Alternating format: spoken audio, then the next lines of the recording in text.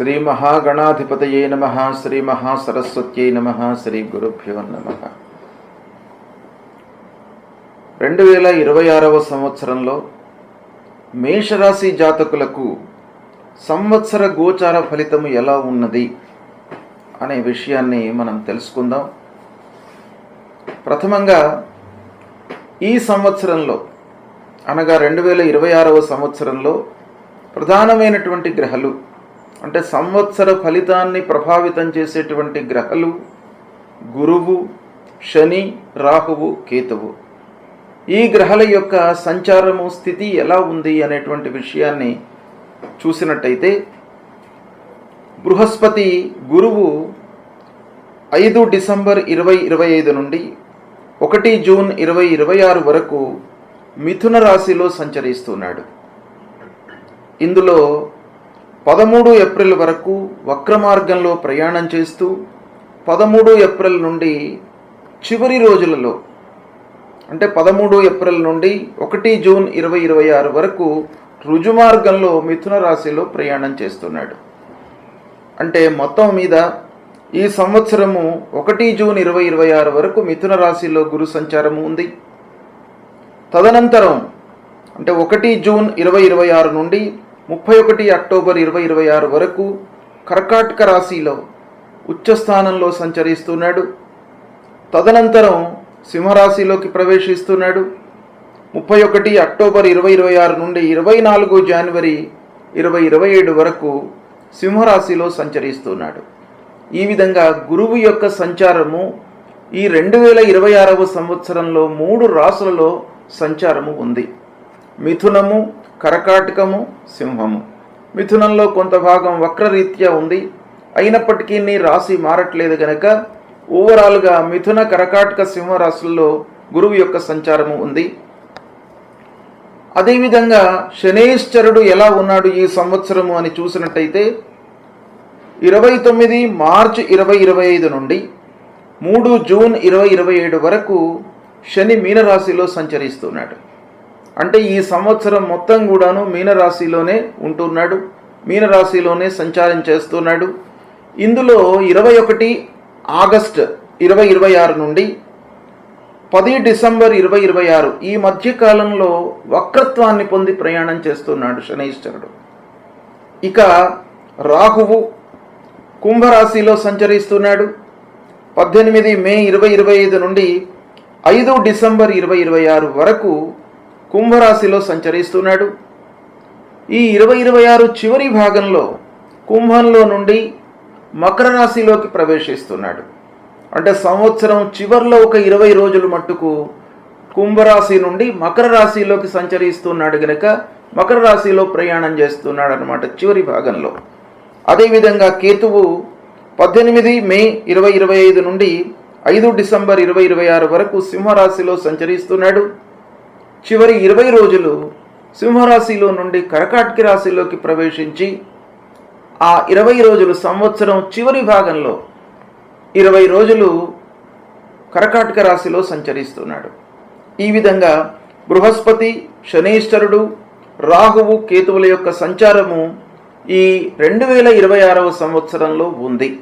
2026వ సంవత్సరము మిథున రాశిలో జన్మించినటువంటి వారికి అంటే మిథున రాశి జాతకులకు సంవత్సర గోచార ఫలితం ఎలా ఉంది అనేటువంటి విషయాన్ని మనం తెలుసుకుందాం. ఈ సంవత్సరము అంటే 2026వ సంవత్సరంలో గురువు, శని, రాహువు, కేతువులు ఏ స్థానాలలో సంచరిస్తున్నారు, వారి యొక్క ప్రభావం ఎలా ఉండబోతుంది అనే విషయాన్ని మనం చూసినట్టయితే గురువు 15 డిసెంబర్ 2025 నుండి 1 జూన్ 2026 వరకు జన్మస్థానంలో సంచరిస్తున్నాడు. జన్మస్థానంలో గురు సంచారము కొంత ప్రతికూలం.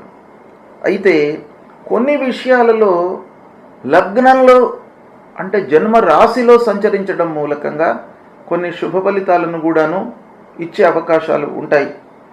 ఎందుకంటేను సప్తమ దశమాధిపతి ఉభయ కేంద్రాధిపత్యం వహించినటువంటి గ్రహము పాపగ్రహంగానే మనము తీసుకుంటాము. అయినప్పటికీ నీ లగ్నంలో సంచరిస్తున్నప్పుడు కొంత మనకు అనుకూలమైనటువంటి ఫలితాలు ఒక పక్కన ఇచ్చే అవకాశాలు ఉన్నాయి. అయితే గోచార రీత్యా మట్టుకు జన్మస్థానం ప్రతికూలం. ఇక తదనంతరము అంటే 1 జూన్ 2026 నుండి 31/10/2026 వరకు 2వ స్థానం అంటే ధనస్థానంలో సంచరిస్తున్నాడు. ఈ సమయము చాలా శుభప్రదమైనటువంటి సమయము మిథున రాశి వారికి. ఇక దాని తరువాత అంటే 31 అక్టోబర్ 2026 నుండి 24 జనవరి 2027 వరకు తృతీయ స్థానంలో సంచరిస్తున్నాడు. తృతీయ స్థానము గోచార రీత్యా ప్రతికూలమే అయినప్పటికీ కొన్ని విషయాలలో అనుకూలమైనటువంటి ఫలితాలను ఇవ్వబోతున్నాడు. ఓవరాల్గా మనం మిథున రాశికి గురువు యొక్క ఎఫెక్ట్ ఎలా ఉంది అనే విషయాన్ని మనం చూసినట్టయితే ఈ సంవత్సరం మధ్య భాగంలో అంటే 1 జూన్ నుండి 31 అక్టోబర్ వరకు, June, July, August, September, October అంటే 5 మాసాలు అద్భుతమైనటువంటి ఫలితాలు గురు ఇవ్వబోతున్నాడు. ఒక రకంగా ధనస్థానంలో సంచారము, ఉచ్చస్థానంలో సంచారము. కాబట్టి చాలా విషయాలలో మీకు సత్ఫలితాలు కలిగేటువంటి అవకాశము 1 జూన్ నుండి 31 అక్టోబర్ వరకు మీరు ఎక్స్పెక్ట్ చేయవచ్చును. గురుగ్రహము సాధారణంగా మన పనులపై ప్రభావాన్ని చూపిస్తాడు.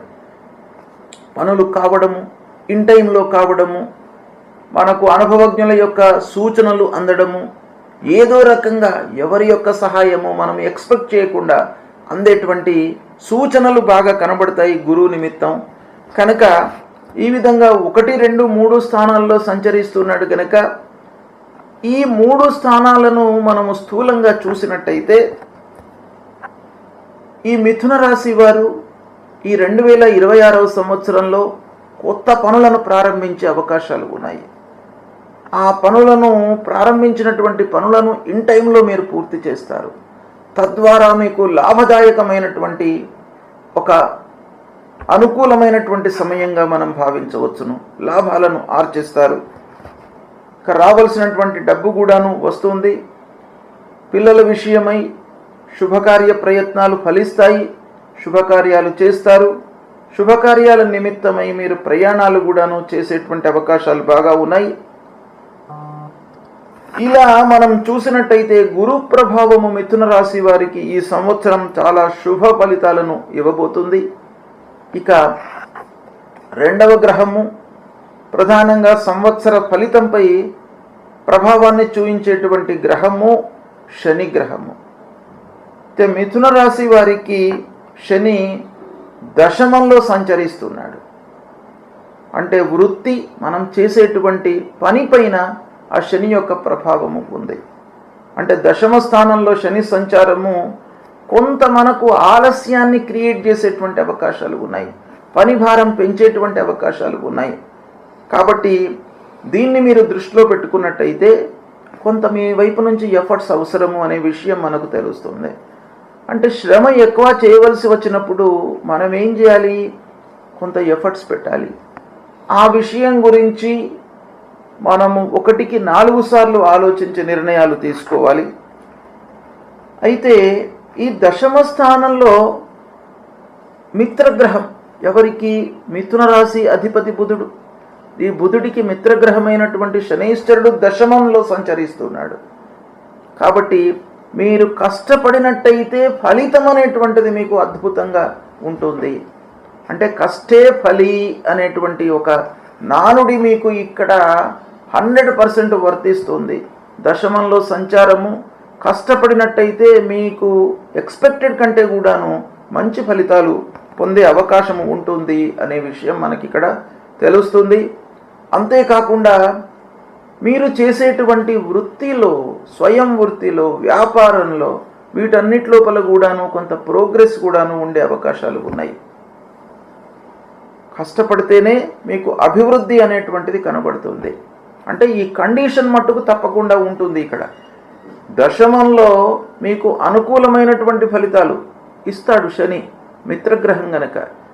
కానీ ఎప్పుడు ఇస్తాడు? మీరు కష్టపడితేనే ఫలితం వస్తుంది అనేటువంటి విషయం మనకి ఇక్కడ తెలుస్తుంది. ఇకపోతే రాహువు 9వ స్థానంలో సంచరిస్తున్నాడు. మొత్తం సంవత్సరం అంతా కూడాను 9వ స్థానంలో సంచరిస్తున్నాడు. ఈ 9వ స్థానంలో రాహువు సంచారం మూలకంగా కొన్ని విషయాలలో మనకు అనుకూలత ఉంటుంది. సంవత్సరం ఎండింగ్లో మట్టుకు ఒక 20 రోజులు అష్టమంలోకి వస్తున్నాడు. ఈ 9వ స్థానంలో రాహువు సంచారము కొన్ని విషయాలలో మనకు బాగానే కలిసి వస్తుంది. ఏ విషయాలంటే ముఖ్యంగా ప్రయాణాలు అనుకూలిస్తాయి. మీరు ఏవైతే ప్రయాణాలు చేపడతారో వాటి లోపల సక్సెస్ రేట్ ఎక్కువ ఉంటుంది, అనుకూలమైనటువంటి ఫలితాలు ఉంటాయి. చదువు నిమిత్తమై విదేశాలకు వెళ్ళే అవకాశము ఉంది. విదేశీ ప్రయాణాలు, కొత్త వారితో పరిచయాలు, తద్వారా మీకు కొంత అవకాశాలు, ఇంకా కొత్త అవకాశాలు మీరు చేతికి అందేటువంటి సూచనలు బాగా కనబడుతున్నాయి రాహు మూలకంగా. అయితే 9వ స్థానంలో ఉన్నటువంటి రాహువు మనకు కొంత సమస్యలను కూడాను క్రియేట్ చేస్తాడు. ఏంటంటే కుటుంబ పెద్దలతో మీరు చాలా సామరస్యంగా ఉండాలి.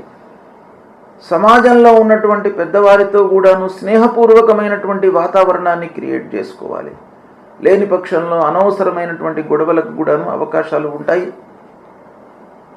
ఇక భాగస్వాములతో, వ్యాపారస్తులు, పార్ట్నర్స్తో, దంపతులు ఒకరికొకరు ఆలోచనను ఫ్లెక్సిబుల్గా ఉంచుకోవడానికై మీరు శతవిధాలు ప్రయత్నాలు చేయాలి. అనవసరంగా మొండి పట్టుతో ఉన్నట్టయితే గ్యాప్ ఏర్పడేటువంటి అవకాశాలు బాగా కనబడుతున్నాయి అనేటువంటి విషయం ఇక్కడ రాహు మూలకంగా మనకు తెలుస్తుంది. ఇక కేతువు సింహరాశిలో సంచరిస్తున్నాడు. సింహరాశిలో సంచారము కేతు మూలకంగా మనకు కొంత అనుకూలమైనటువంటి ఫలితాలను ఇస్తాడు. అంటే సింహరాశిలో ఉన్నటువంటి కేతువు మిథున రాశి వారికి 3వ స్థానం అవుతుంది. అంటే 3వ స్థానంలో కేతువు సంచారము బాగా కలిసి వస్తుంది అనే విషయం మనకి ఇక్కడ తెలుస్తుంది. ఏ విషయాలలో మనకు కేతువు మంచి ఫలితాలను ఇస్తాడు అనంటే, మీరు కొంత ధైర్యంతో అడుగులు వేసినట్టయితే మీకు సత్ఫలితాలు వస్తాయి. ఆలోచనతో కూడుకొని మీరు సమయస్ఫూర్తితో నిర్ణయాలు తీసుకున్నట్టయితే మంచి ఫలితాలు కలుగుతాయి. సోదరులతో అన్యోన్యత ఉంటుంది. ఇలాంటి మంచి ఫలితాలు మీకు ఈ కేతువు మూలకంగా కలుగుతుంది. ధైర్యం పెరుగుతుంది. తర్వాత రావాల్సినటువంటి డబ్బు కూడాను వస్తుంది. అన్ని విధాలుగా విచారించి మీరు నిర్ణయాలు తీసుకునేటువంటి అవకాశాలు ఉన్నాయి. అయితే కొన్ని విషయాలలో ఈ కేతువు మూలకంగా కొంత మనశ్శాంతి లేకపోవడము, అంటే 3వ స్థానంలో సంచరిస్తున్నటువంటి కేతువు అనుకూలంగానే ఉంటాడు, కానీ రాహువు యొక్క ప్రభావం మూలకంగా కొంత గందరగోళము, అంటే చేస్తున్నటువంటి వృత్తిలో మీరు ఎక్కువ ఆలోచించవలసినటువంటి స్థితి ఏర్పడము, ఇలాంటివి ఉండే అవకాశాలు ఉన్నాయి. ఓవరాల్గా మనం మిథున రాశి వారికి గురు, శని, రాహువు, కేతువుల యొక్క సంచారం మూలకంగా చూసినట్టయితే కొత్త అవకాశాలు వస్తాయి. మీకు ఈ 2026లో మిథున రాశి వారికి మంచి అవకాశాలు వస్తాయి. ఉద్యోగస్తులకు కొత్త కంపెనీలోకి వెళ్ళేటువంటి అవకాశాలు ఉన్నాయి. మంచి హైక్తో మీరు వెళ్ళేటువంటి అవకాశాలు ఉన్నాయి. ఆల్రెడీ ఉద్యోగం చేస్తున్నటువంటి వాళ్లకు ఇంక్రిమెంట్స్ లభించేటువంటి అవకాశాలు కూడాను కనబడుతున్నాయి. ప్రయాణాలు సఫలీకృతమవుతాయి. మీరు చేసేటువంటి వృత్తి లోపల ప్రోగ్రెస్ కనబడుతుంది. ఇవి మనకు 2026లో మిథున రాశి వారికి ఓవరాల్గా ఈ 4 గ్రహాలకు సంబంధించి కంబైన్డ్గా మనం చూసినట్టయితే ఈ ఫలితాలు కనబడుతున్నాయి. అయితే ఓవరాల్గా మనకు 70% దాదాపు 70% మిథున రాశి వారికి ఈ 2026వ సంవత్సరం లోపల శుభ ఫలితాలు కలిగేటువంటి అవకాశాలు బాగా కనబడుతున్నాయి. దీన్ని సద్వినియోగం చేసుకోండి. సుఖమయమైనటువంటి జీవితాన్ని గడుపుతారు. ఇక ఈ మిథున రాశి వారికి ఏ గ్రహాలు ప్రతికూలంగా ఉన్నాయి అనే విషయాన్ని మనం చూసినట్టయితే, సంవత్సరం ప్రారంభంలో అంటే మే వరకు జన్మస్థానంలో గురువు, 31 అక్టోబర్ నుండి చివరి వరకు కూడాను 3వ స్థానంలో గురువు. ఈ గురువు నిమిత్తమై మీరు గురువుకు సంబంధించినటువంటి మూలమంత్రాన్ని జపించుకోండి. దక్షిణామూర్తి స్తోత్ర పారాయణం చేయండి. స్తోత్ర పారాయణము అనేటువంటిది చాలా మనకు అనుకూలమైనటువంటి ఫలితాలను ఇస్తుంది. స్తోత్రాలు అంటే భగవంతుణ్ణి కీర్తించడం. భగవంతుణ్ణి కీర్తించినట్టయితే ఈ కలియుగం లోపల మీకు ఉత్తమమైనటువంటి ఫలితాలు కలుగుతాయి అనేటువంటిది శాస్త్రం చెప్తోంది కనుక కీర్తనము అంటే స్తోత్ర పారాయణము అనేటువంటిది అన్నిటికంటే కూడాను ఉత్తమమైనటువంటిది. సద్గురువులను సందర్శించుకోవడం, ఈ రెండు చేసినట్టయితే గురువు యొక్క అనుకూలత లభిస్తుంది. శనేశ్వరుడు దశమంలో ఉన్నాడు, రాహువు 9వ స్థానంలో ఉన్నారు గనక మీరు శివాలయానికి వెళ్ళండి, శివుణ్ణి సందర్శించుకోండి. దోషాలు లేకుండా మీరు అనుకున్నట్టుగా కలిగేటువంటి ఒక అనుగ్రహాన్ని ఆ శంకరుడు మీకు ఇస్తాడు గనక ఆ శివాలయంలో అమ్మవారు, గణపతి, నంది, శంకరుడు ఇవి ఉంటారు కాబట్టి వీళ్ళు రాహు, కేతువు తర్వాత శనేశ్వరుడికి సంబంధించినటువంటి దుష్ప్రభావాన్ని దూరం చేస్తారు. కనుక దైవ దర్శనము, దేవాలయానికి వెళ్ళడం అనేటువంటిది ప్రతినిత్యం కూడాను మీరు పెట్టుకోండి. మీకు ఇంకా మంచి ఫలితాలు ఈ సంవత్సరంలో కలిగే అవకాశాలు ఉన్నాయి. శుభం.